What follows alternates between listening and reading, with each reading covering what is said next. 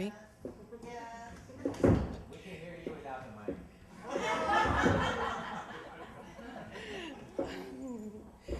Welcome to the Joe Romano experience.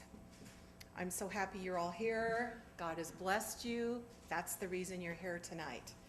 The two purposes of this. I'm going to do some readings so that you understand, and well, I'm going to immortalize my father, Joe Romano. I wrote a book about him because he's the best father that ever was. And I want to tell you that God's grace is everywhere. Those are the two reasons that you're here today. Hopefully I entertain you during the whole thing. Let me start with explaining to you what my father was like. My father enjoyed the simple things in life, like we all should. Without words, just by watching my father live his life, I learned that living a good life starts from liking and loving yourself. Now me, I battled mood swings, and I'd ask him, how do you do that, Dad? And he'd look right at me and say, it's this piece of meat between each ear. It's called your brain, and you get to choose how you use it. He could say it like it was just so simple. And if that didn't work, he'd just make silly faces until I started laughing, and then it would all be better. He made everything better in my life. As a child, I felt excited when my father would come home from work. The house would buzz with like this electric energy. After kissing my beautiful mother hello, he'd scoop all three of us girls up, my little brother wasn't born yet, and whisk us all away to the grocery store. And he had this thing, he loved cooking and he loved going to the grocery store. And he'd pull one cart behind him with us, two of us in the basket part, one of us Kathy in the seat, because she was the youngest, and the groceries in the front. And all the grocery store checkers all knew the Italian guy named Joe with the three little girls. It's like the clerks' faces would light up when my father would enter the store. It's like they all wanted a piece of him. They all wanted to reach out and get the Joe Romano vibe. And it wasn't just the grocery store. No matter where my father went, no matter the establishment, everybody experienced the Joe Romano vibe. No matter whether they liked it or not, they didn't forget my father. We were the only Italian family in the neighborhood. From the first day we moved into the neighborhood that I grew up in, everybody knew Joe, the Italian guy that lived on the corner house. My father had a very distinctive look. He shaved his head before it was cool. He wore real thick glasses. He was very short and very sturdy. He was stocky and strong, and always trying to be healthy, way before it was in to do that. And he would jog before people jogged.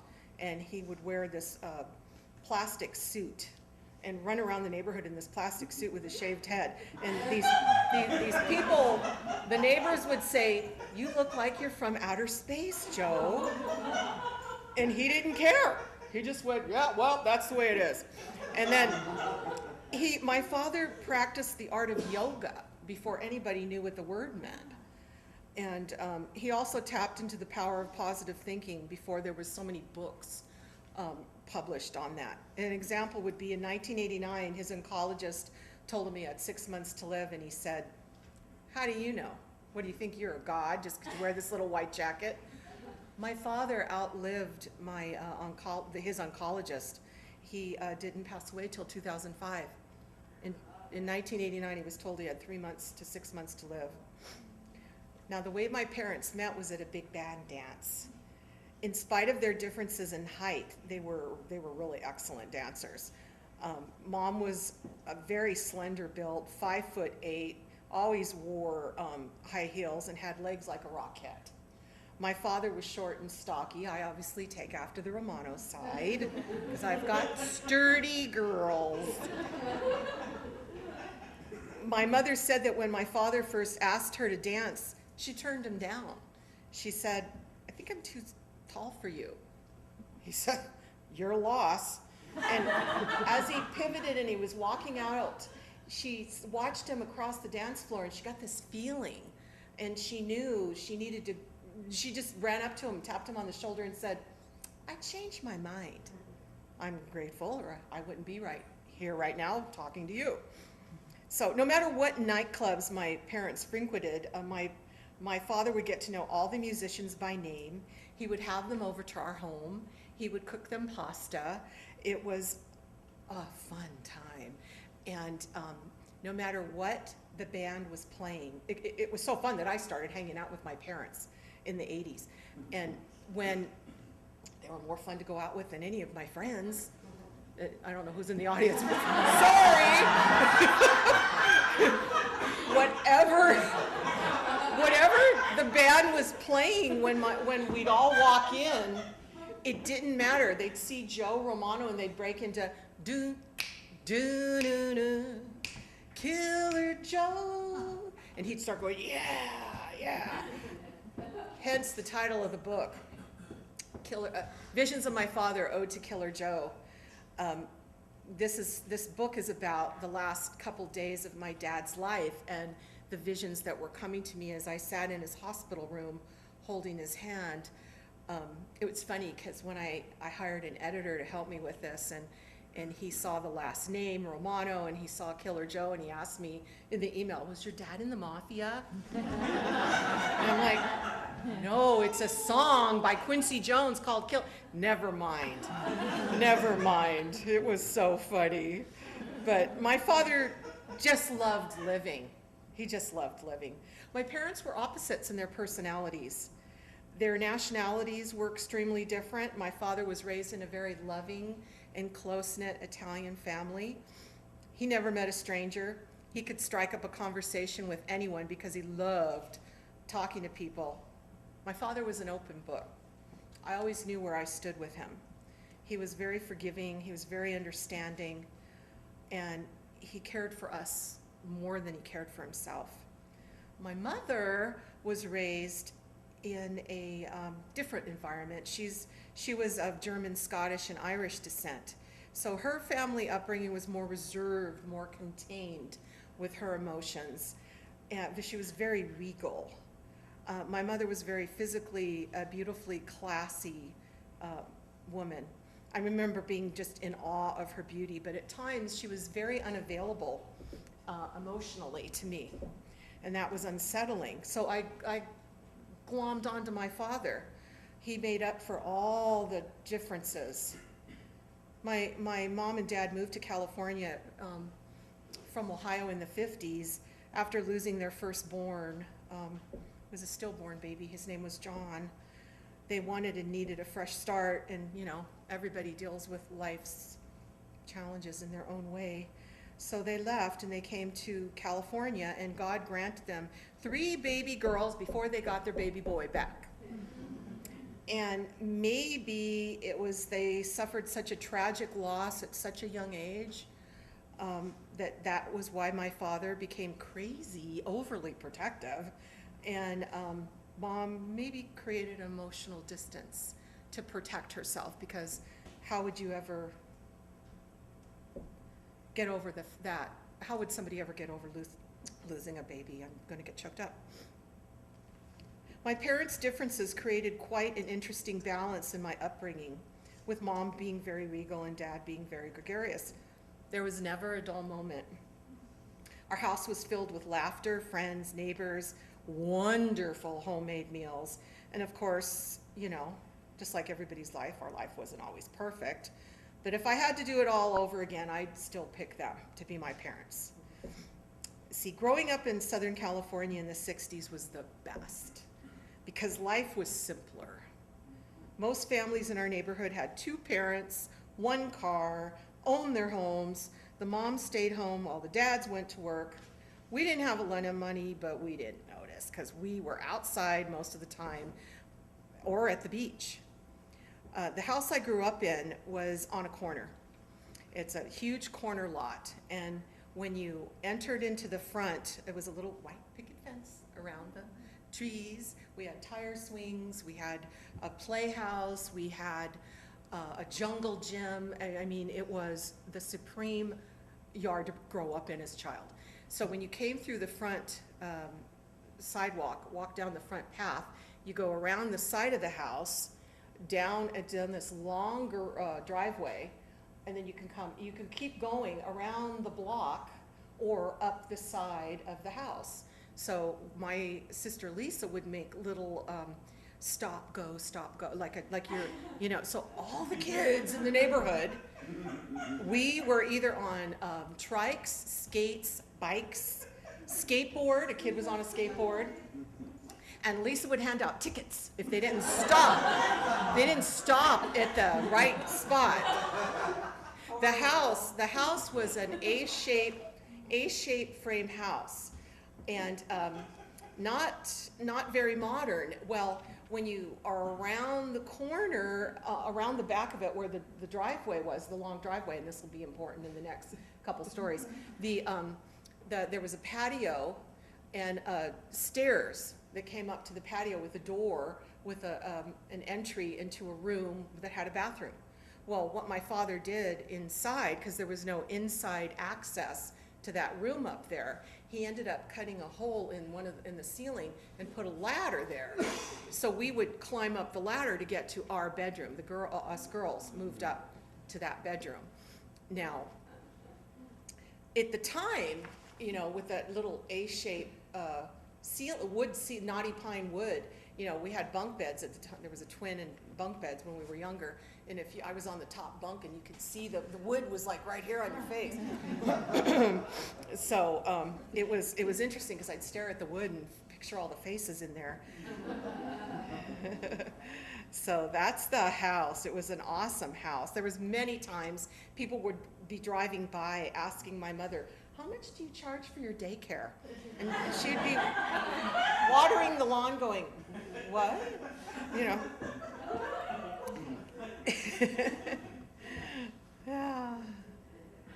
I was working late one night when I received a call. This is 2005 now. I'll speed it up. I was working late one night when I received a call from the hospital nurse that my father had taken a turn for the worse. I was in shock because I had just talked to my dad a couple days before, and although he sounded weak, we spoke about what he'd have for dinner. On his first night back, he joked about the hospital food and how he couldn't wait to have some pasta. I left work and drove to where my father lay, shocked. I couldn't believe that he had taken a turn for the worse. It was my mother that we were all rallying around. My father, no, it was my mother that we were all worried about. So as I'm driving to the hospital, I start to get this vision. This is when the visions start, and this is what I wrote this book about, because I thought I was losing my mind. And I'm on my bike, and I could feel, I'm a young girl, and I could feel my father holding my bicycle seat as he ran alongside of me. I could hear him panting. I could feel the warm breeze, the summer breeze. I'm 9, and he's holding the seat, and I'm trying to steady the bike. And I'm going, Daddy, don't let go. I can't do this without you. He's like, I won't let go, honey. I won't let go. I'll never let go. Next thing I know, I don't remember parking the car. I'm sitting in his hospital room, and he's this skinny stick figure. And I'm sitting there, and I'm holding his hand, and I put my hand in his hand. And by the way, my father had big Mickey Mouse hands. I mean, his fingers were like, it was like, so when you held his hand, it was a hand. And so I'm holding his hand, and I'm like, don't leave me, Dad. What are you doing? You can't leave. You can't leave me.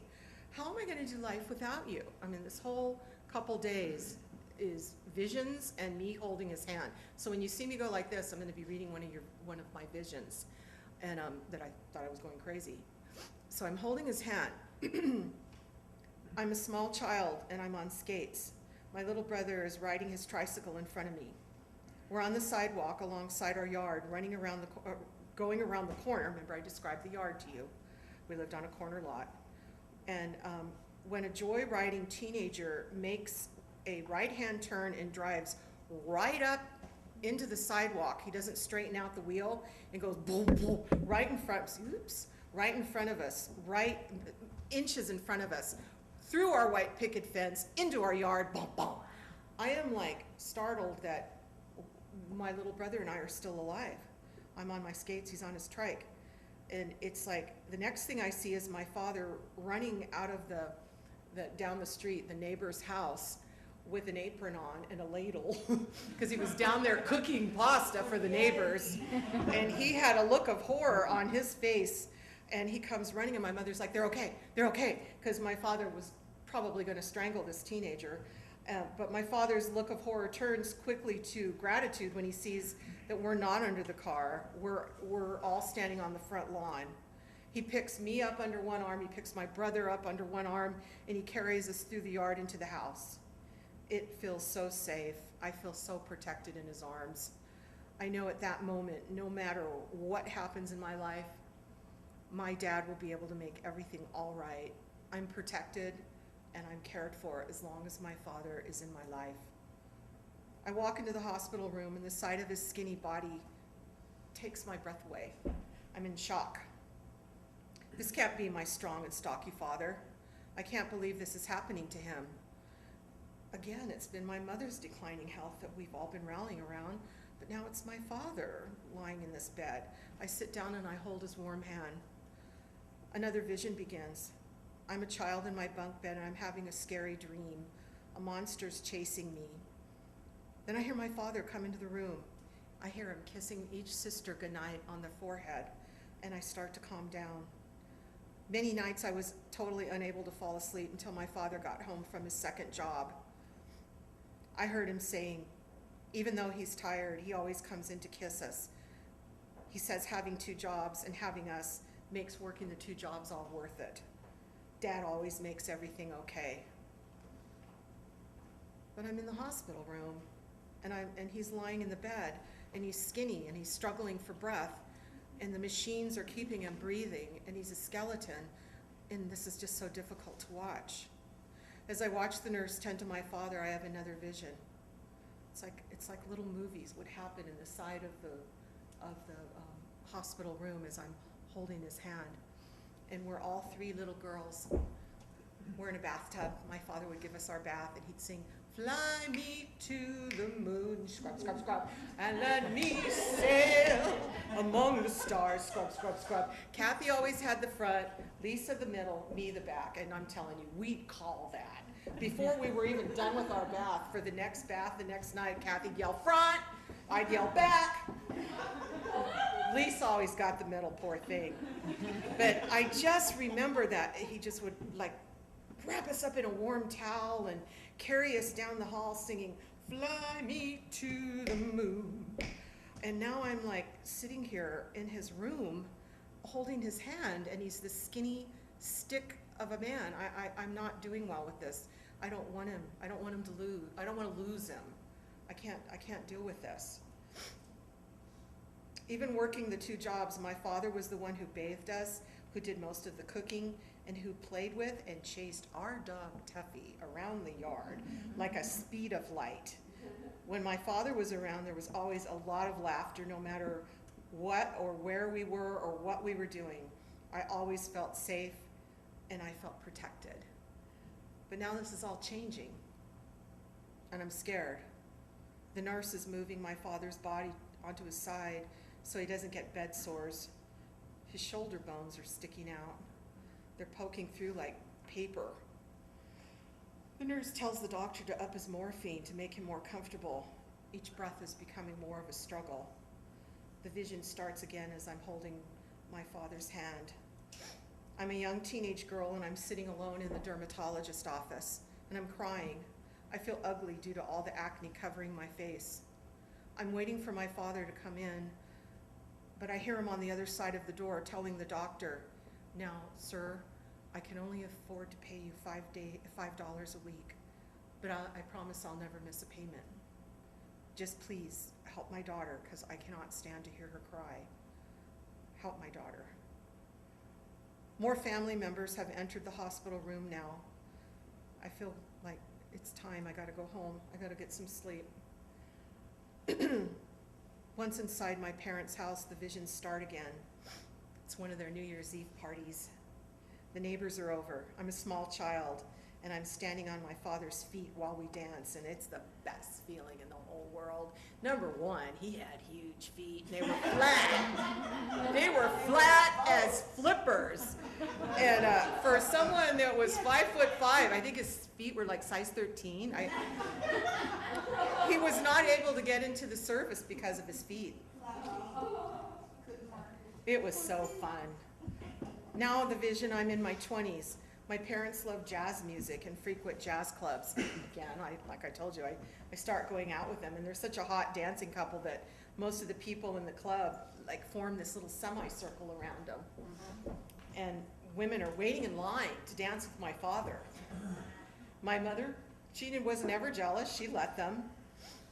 My younger sister and I are sitting up along the bar, and there was a chair I was sitting in, then the man, and then my sister. Well, we wanted to sit together, and we asked, could he move down a seat? No, he didn't want to move down a seat. He wanted a girl on, and we've always been well endowed. He wanted a girl on each side of him with big girls. And my father's, I'm watching my father from the dance floor watch this jerk, and I'm like 10, 9, 8. Oh, up he comes, and he's like, I need you to move so that my daughter could sit there.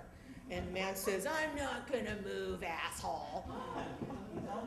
Wrong move. Mickey Mouse hand goes over the man's face. You're the asshole.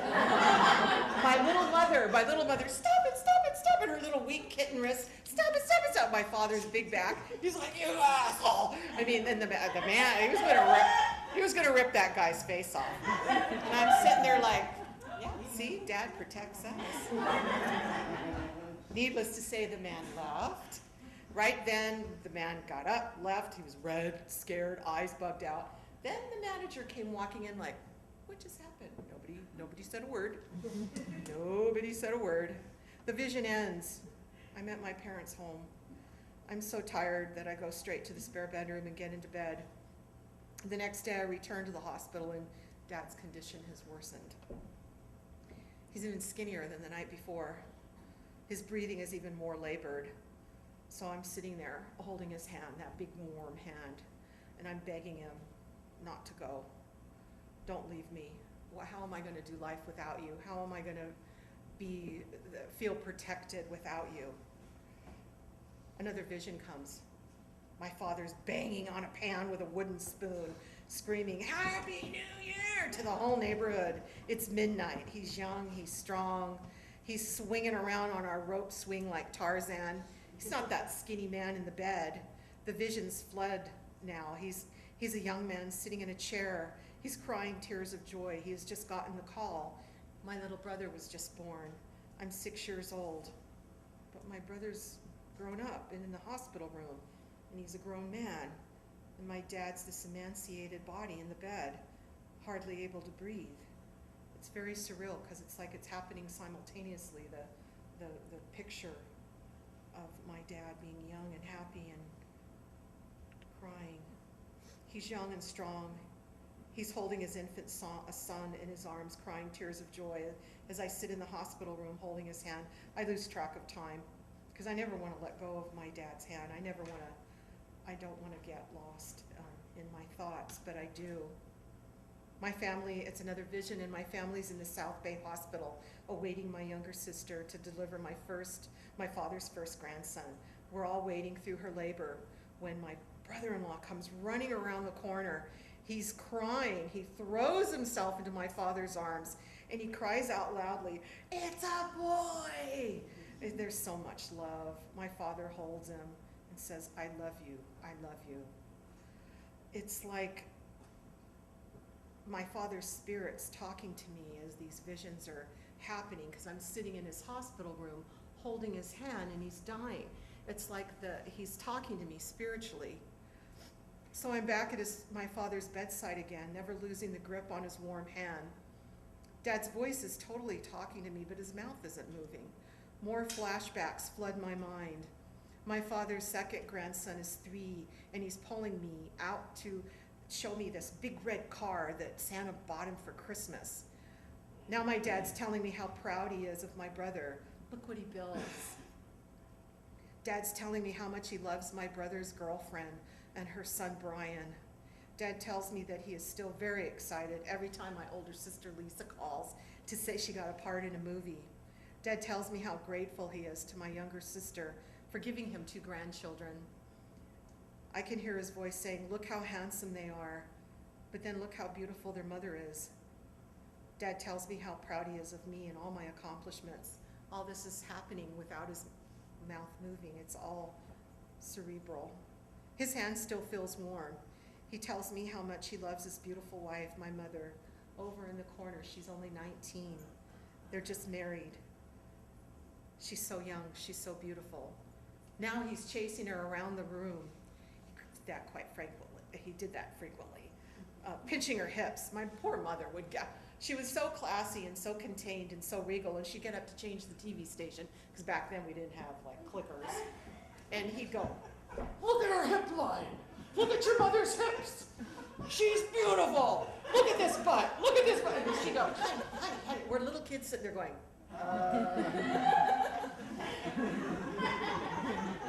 But I felt the love.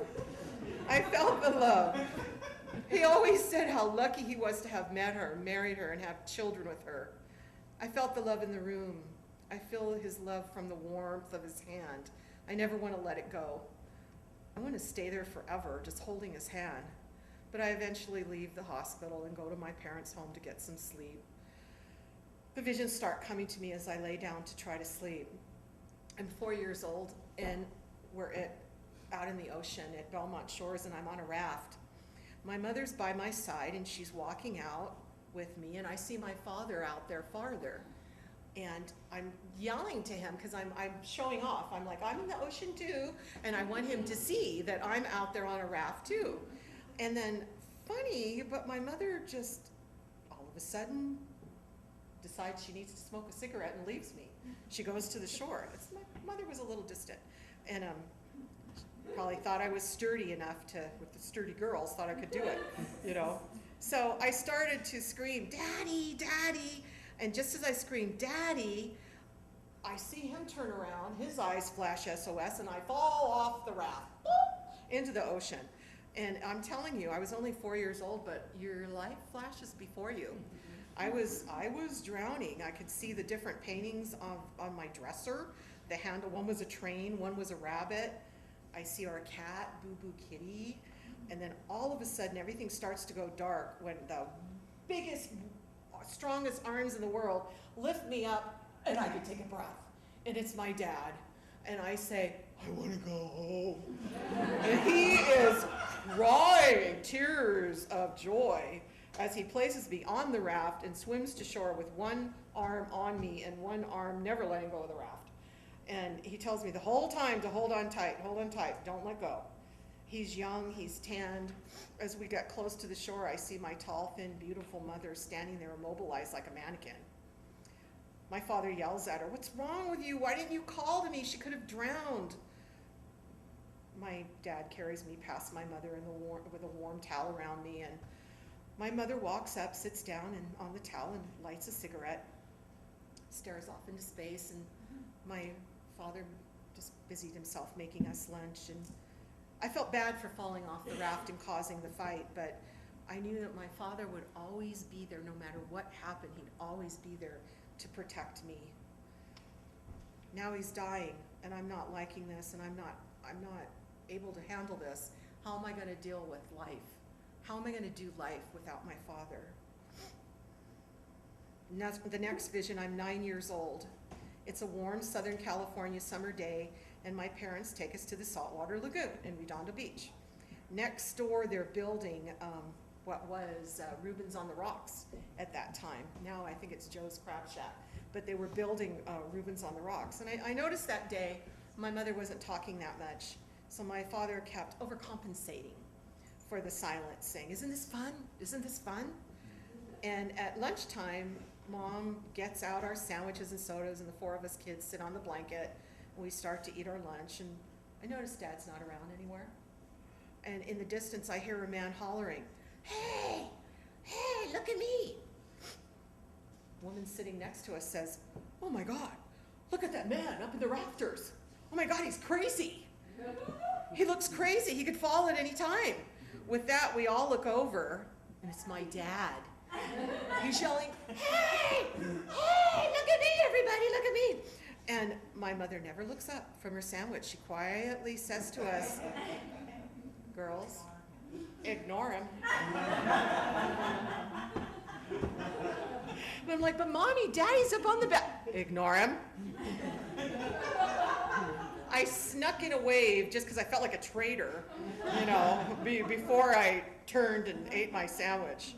And so he eventually comes back down, although he attempts to bring his climb into the conversation. My mother never would allow it. He looks deflated. So a few days later, one morning, I'm walking into the living room in our home. I bump into our parents' bed. It's in the middle of the living room. Well, now I think that's odd. And when my father comes into the kitchen for breakfast, I ask him, "What's your bed doing in the middle of the living room?"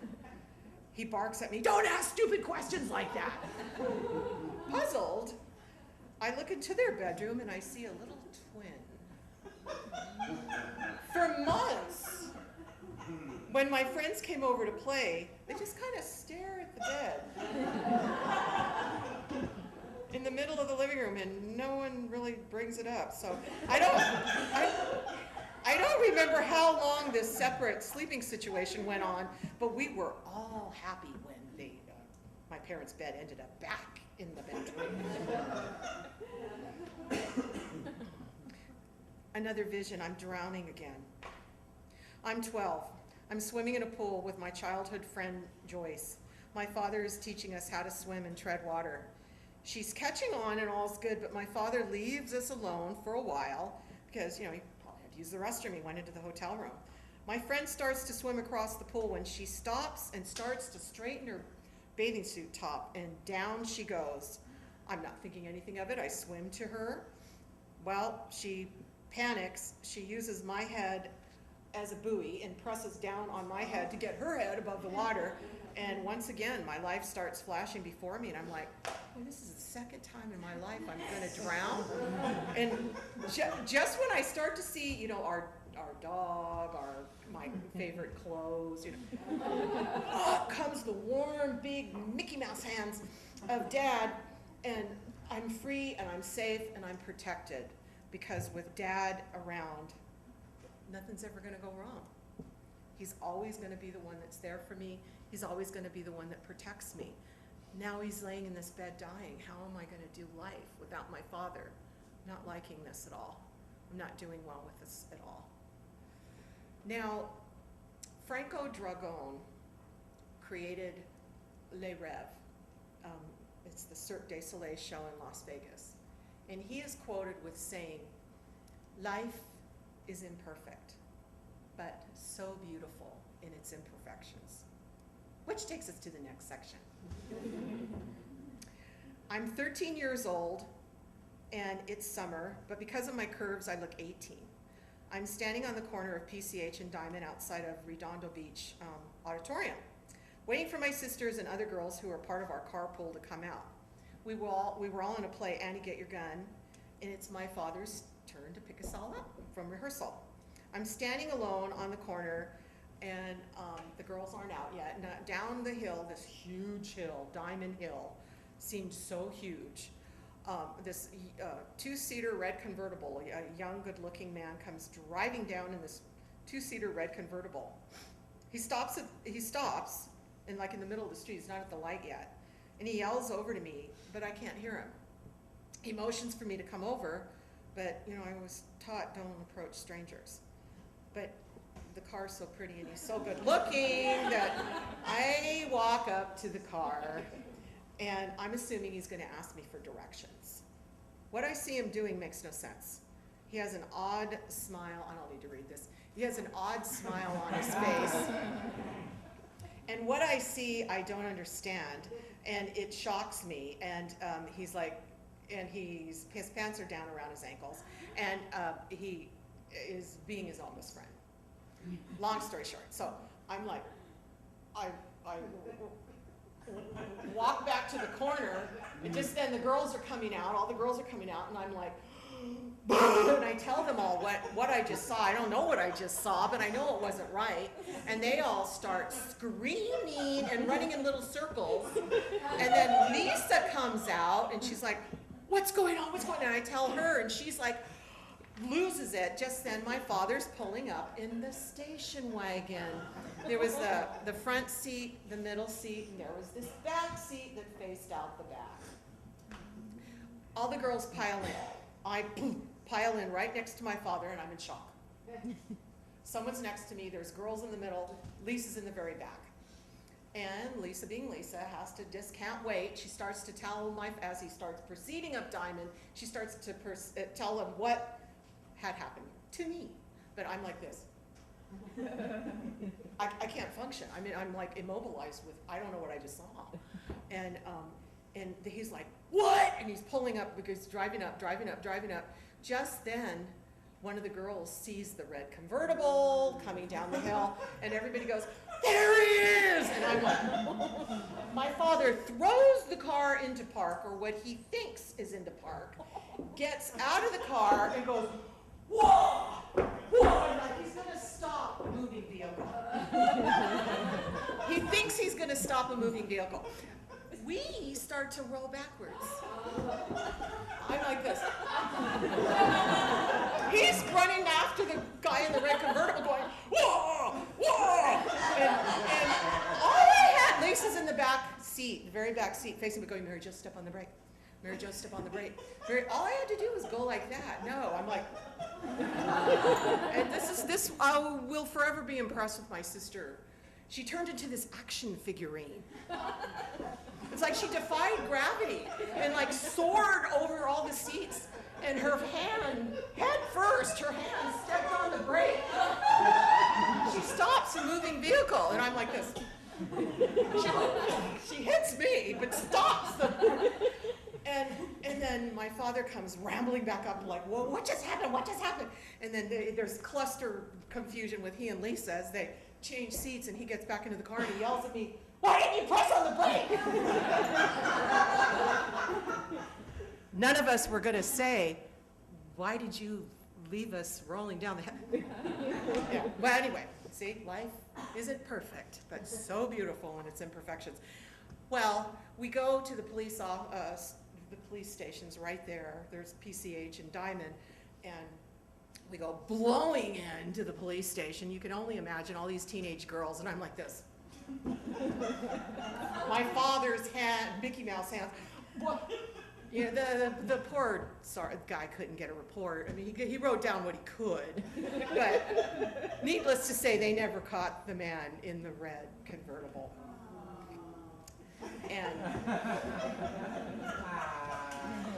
I was driving, I never approached a car again, unless I knew who they were. Oh, and by the way, I was driving by Diamond the other day. That wasn't such a big hill. Not at all. I'm back in the hospital room now, holding my father's big warm hand, begging him not to leave me, even though he almost killed me. You're my protector. How am I going to do life without you? How am I going to live without you? I can't stand this. Another vision comes to me. The house I grew up in had 2 stories with the stairs leading up to the bedroom I shared with my 2 sisters outside of the house. So again, bless you, inside the house, my father cut the square with the ladder so that we could climb up there. But because our house was on top of a hill, this construction was the perfect architecture for escaping. So I'm sneaking out of the house one night to go dancing with my friend Lena, which is something we did frequently during the weeknights, because weeknights at the club were kind of slow and more relaxed, and nobody carded you. I never got carded. I was 15 and I never was carded. Maybe because of my mature demeanor and my curves, I looked like I was 21. But this one warm night, as Lena gets closer, now you gotta remember this is the 70s, we didn't have cell phones. back then. So I'm laying in bed, fully dressed, waiting for each sister to fall asleep. Lena would sit, she had a Carmen Gia. So I could hear her coming blocks away. And she'd do this little beep, beep with the horn. And once I heard the horn, I'd quietly get out of the bed, fully dressed, walk outside onto the patio, feet first, and go down, because there was the window, okay, and the stairs went this way. So I would go down under the stairs. I would slither. I mean, I can't do it now because my back's all honked up, but it's probably all honked up because I used to slide under the window. Epiphany. Well, I used to bind down my girls because the shadow of them going through my parents' bedroom was look like. So, but this one night the fog was rolling in, so it was misty, and I was trying to hurry because I knew she wasn't going to wait much longer. She was a little party animal, and she wasn't going to wait for me. And so I would carry my high heels, and I'm slithering down. Well, I dropped the high heel, and the next thing you hear, all this commotion in the bedroom, and all of a sudden, boom, my father is over me, he's naked, he has a butcher knife. And I'm like, I go immobilized again, he's like, what are you doing, what's going on? And I went, what do you mean what's going on? You're the one naked with a butcher knife. What's going on? I hear my friend start over Carmen Gia and back out. I was in shock, you know, and he finally says, well, what are you doing? And I went, what are you doing? And then he's like, well, I just was trying to protect my daughter. I'm like, boy, father can't protect his daughter. And you gotta remember, he's got these feet like flippers. So he walks down the stairs, down the long driveway, back into the house, and they sounded like flop, flop, flop. And it was so funny. But now you think that would stop me? Stop you. No, never want to be stopped from doing what I love. Once again, I'm waiting for the honk of the horn of my friend's Carmen Gia. And I'm waiting again because my sisters aren't fully asleep yet. They needed to get into that delta level, right? And so I could hear my friend out there, and I'm running late, but when I'm starting to get down the stairs, I drop that darn high heel because that beach weather, the stairs are moist, and all of a sudden my mom and dad sat like bolt upright. And I'm in the window, and our eyes are like, my father can't see without his glasses. He doesn't have his glasses on. My mother and I lock eyes. And I went, and she says to my dad, it's okay, it's just a cat. From then on, I thought my mother was so cool. She never, I never had a doubt in my mind that she loved me after that. So I'm back in the hospital room and I'm holding my father's hand, and it's big and warm, and I'm telling him, how am I going to live without you? How am I going to do this life without you? And we're revisiting my whole life with him. Now it's Las Vegas. The next vision is 1988. It's New Year's Eve and my family is celebrating at the Tropicana Hotel. We're all on the club floor dancing to a band, Sam Butera and the Wise Guys. They sound like the classic lounge act Louis Prima in his band.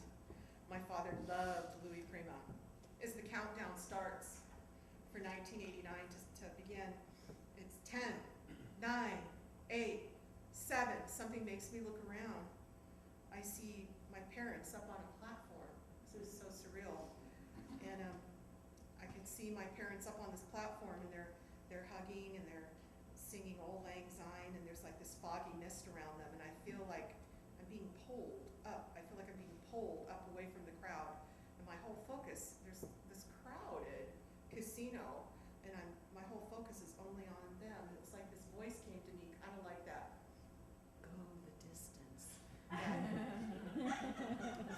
Dreams. But Field of Dreams wasn't out yet, you guys. Okay, this was happening to me before all that happened. And I hear somebody say, cherish this moment. Cherish their youth. For it'll never be this way again. And I look up and it's like they're swirling around like what's that fog, that white dry ice or my parents look so young and so happy and so in love. 6 months later, my father was diagnosed with cancer. During an operation that successfully removes his cancerous tumor, remember the doctor told him he had 3 to 6 months to live, and he said, F you. Didn't die till 2005. The doctor informs us that he may have caused some nerve damage. He removed the cancerous tumor, but as a result, my father lived in constant back pain for the rest of his life. He was such a strong man. So I'm in my father's hospital room holding his hand, and he's struggling for every breath. I continue to hold his hand as I look down to my beautiful dying father's body, and I ask him, how am I going to live without you? You helped me make it through each day with our conversations and your humor. You protected me from all that is wrong in the world, even to the point where you were the one that scared me to death, waving that darn knife all around. Please don't leave me. My brother walks into the hospital room, and this startles me because I have to break out of my thoughts. I break out of my thoughts of the past, and I realize that soon my father's not going to be here to protect me anymore. As he struggles through each breath, I know he's dying. I tell my brother that I'm going to go get some dinner from the diner down the street. And as I walk out the hospital, another vision comes to me. It's New Year's Eve, 2004, and Dad was having a rough day that day. He was having a hard time walking across the living room. But as he's walking across the living room, this song, Killer Joe, comes on. And it's like he just started doing his little, his dance, the Joe Romano dance. He reaches out to me, and I quickly get up, and he's swinging me around. And it was like he was a young man again. And my nephew yells, wow, Pop, you're good. I know to cherish this dance, and I know to cherish this feeling. The vision ends, and I get angry because I want more dances with my father, and I want more New Year's Eves with my father. But I calm down because I've got to calm down because I'm getting in the car to drive to the diner. I'm at the diner ordering from the waitress, and she seemed pretty concerned. I must have looked pretty bad. She has me sit at the counter. I ordered the soup and salad to go, and she has me sit. She goes, why don't you sit and eat your salad here instead of taking it to go? As I sit, she asks me what's wrong. I tell her that my father is down the street, lying in the hospital bed, and that he's dying. I ask her how everything's ever going to be right again. Like this is a total stranger, and I actually said that to her. How will I ever feel safe and protected? I'm suppressing sobs as I explain how upset I am that I don't want to lose my dad. Just then the waitress reaches her hand across the counter towards me. Yet as it gets closer to me, it becomes a man's hand, like with a white sleeve. Strangely, I'm not scared. Any other day I would have ran out of there going, ah! But for some reason I didn't. I felt inner peace. I noticed that even the waitress's eyes looked different. Her eyes changed color. She stares right into my eyes, and says, in a kind yet manly sounding voice, "You must let him go. It's your dad's time, and God needs him now."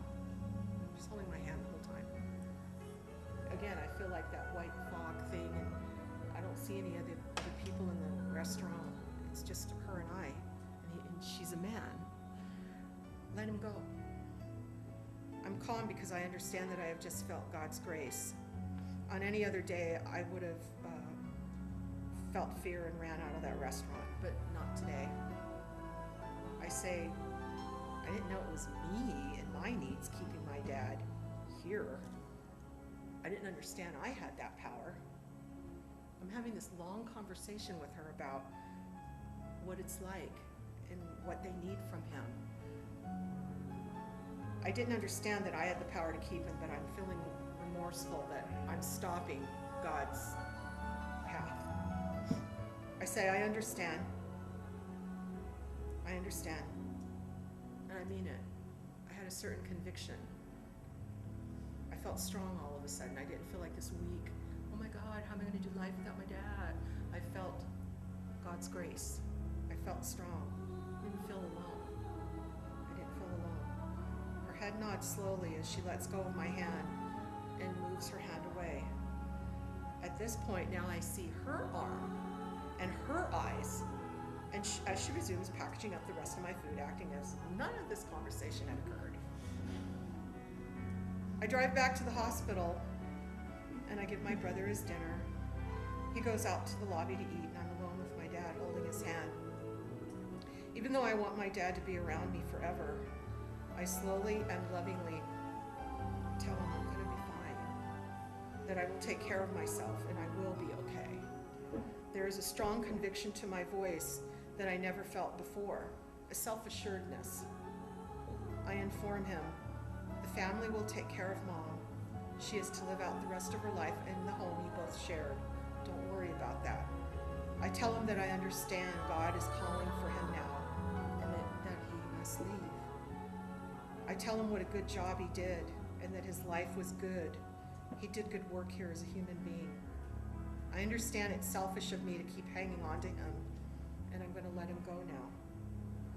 My brother, his girlfriend, and my brother-in-law come back into the room now. As I'm noticing them and others in the room, my father's hand is losing its warmth.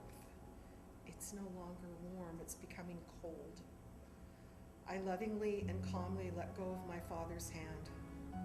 I understand that he'll be leaving me soon, and I'm no longer scared. My two nephews come into the room. They get to say goodbye to their pop-pop, and they tell him how much they love him. I say that I'm leaving now to go home to Mom and to get some rest.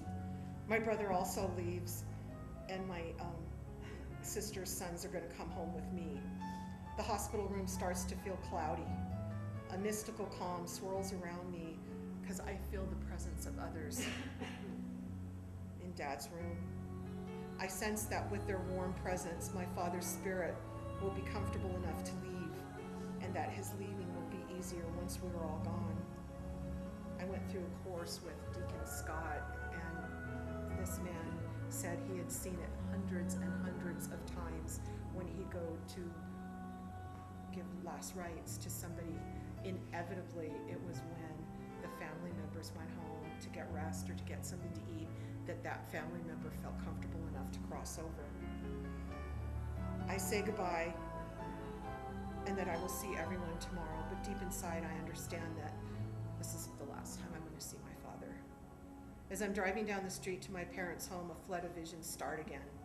My father hooting and hollering, banging on a pan with a wooden spoon on New Year's Eve, swinging on a rope swing like Tarzan, pushing off the trunk of the tree from side to side, posing out in our front yard wearing my sister's pink tutu, just to get attention. Chasing our dog Tuffy around the yard like the speed of light, preparing the best spaghetti and meatballs to this day that I've ever eaten. Having cook-offs with his brother, claiming to be the best in the West, while my uncle would say he was the best in the East. My father being furious at me because I ate my uncle's linguine and clams, but I wouldn't eat his.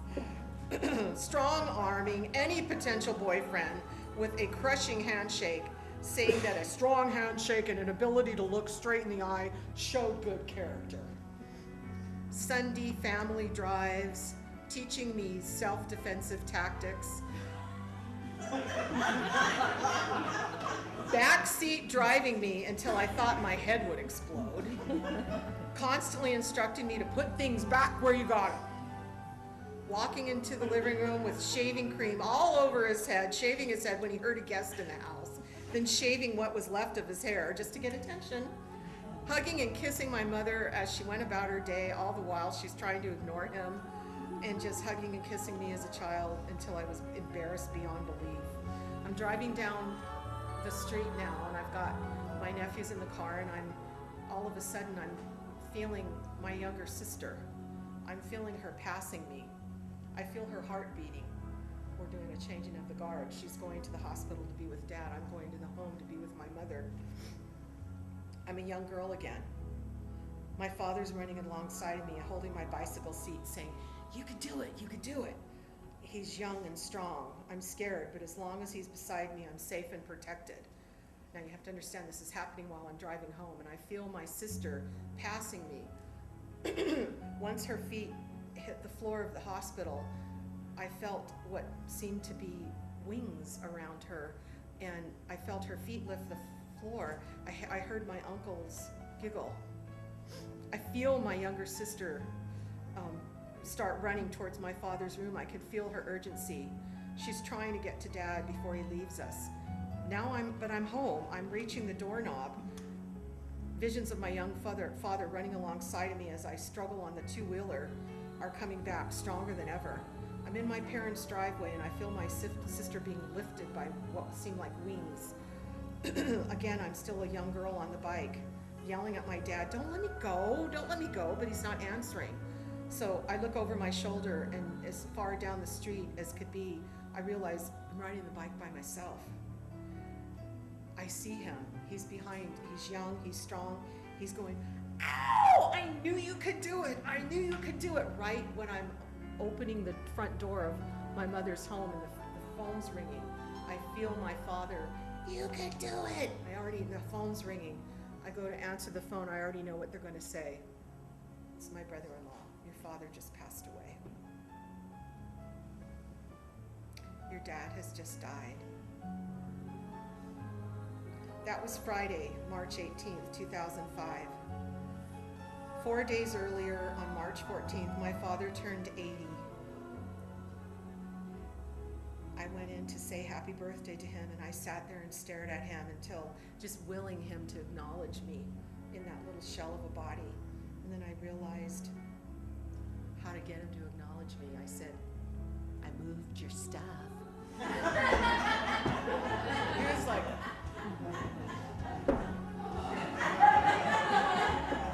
"Kidding, kidding."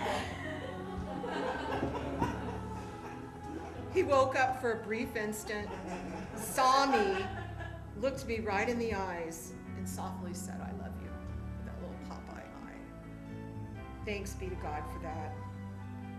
24 months later, almost to the day, my mother joined him. Sometime later, I spoke to my younger sister about the visions. She told me that she didn't know why, but once she walked through the hospital doors, she started running. She started running to our father's room. As she ran, she felt the presence of our father's deceased brother behind her. She also heard his distinct giggle. For a moment, she didn't feel the floor beneath her feet, and for a brief second, she felt like what could have been wings lifting her. When she got to Dad's room, the nurse was charting his time of death. Dad had just died seconds before she reached his bedside. After experiencing the visions and the encounter at the diner, I've never been the same. I know and understand there's something more out there. There's something more than just this life. Sundays without my father were going to be difficult because he used to call me 2 or 3 times a day on Sunday. But that first Sunday that he was gone, my phone kept ringing. It was this really strange ring. It wasn't the normal ring. It was like, and every time I picked it up, no one was there. I just heard static. My father always said he would have rather have people come visit him and dance with him while he was alive than to not see him for years and only to cry at his funeral. As it turned out, the church was packed for his celebration of life. Many friends stood up to speak about my father. Many people said everybody should know a Joe Romano in their lifetime. I agreed with them. My father would have been proud. I miss my father all the time, but I feel his love and light around me every day. The other day, I was really missing him. I was driving down the street and I was asking God for a sign. Please, just show me, just give me a sign. Give me a, all of a sudden on the radio, boom, boom, doo, doo. Killer Joe, Killer Joe. I had to pull over. I couldn't believe it. Sorry, how many times have you heard Killer Joe on the radio? And last year on the jazz station, I felt my father. I could not control my crying as I said, thank you, God. I know you, Mom and Dad, are around me. I can't see you guys, but boy, do I feel you, and that's a wonderful thing. There's so much more to say, and there's so much more for me to write about, but for now, I'm going to sign off and say to be continued. And God bless you all.